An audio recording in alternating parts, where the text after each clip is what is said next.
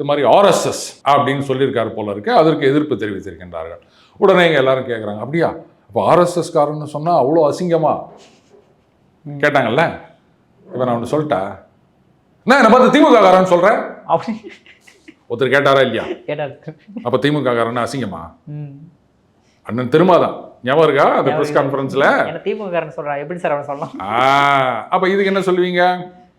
RSS காரன்னு சொன்னா அசிங்கமா அப்படின்னு கேக்குறீங்களா? அப்ப திமுக காரன்னு சொன்னா அசிங்கமா? நாங்க திருப்பி கேட்டா என்ன பண்ண முடியும்? உங்க கூட்டணியில இருக்காரு, அவர் வேற எங்கேயாவது இருந்து சொன்னா கூட பரவாயில்ல. உங்க கூட்டணியிலேயே இருக்கவர் பாசக உள்ள வந்துடும் அப்படின்றதுக்காகவே பல விஷயங்கள்ல பொறுமையாக இருந்து அந்த வேங்கை வயல் சிபிஐ வழக்கு விசாரணை கேட்டதா இருக்கட்டும், எல்லாத்தையும் பொறுத்து கொண்டு இருக்கிற ஒத்துரே திமுக காரன்னு சொன்ன உடனே சாதாரணமா பிரஸ் கான்ஃபரன்ஸ்ல அந்த மாதிரிலாம் கோவப்படுறவர் கிடையாது அண்ணன் திருமாவர்கள். ரொம்ப நிதானமா, நீங்க என்னதான் ப்ரொவோக் பண்ற மாதிரி கேள்வி கேட்டாலும் நிதானமா அவர் திருப்பி அடிப்பார். அவரே அன்னைக்கு கோவப்பட்டு கேட்டிருக்காருன்னு போது, ஏங்க நாங்க இது நீங்களே இப்படி ஒரு உதாரணத்தை வச்சுக்கிட்டு அங்க போய் இந்த மாதிரிலாம் கேள்வி கேட்கலாமா? நியாயமா?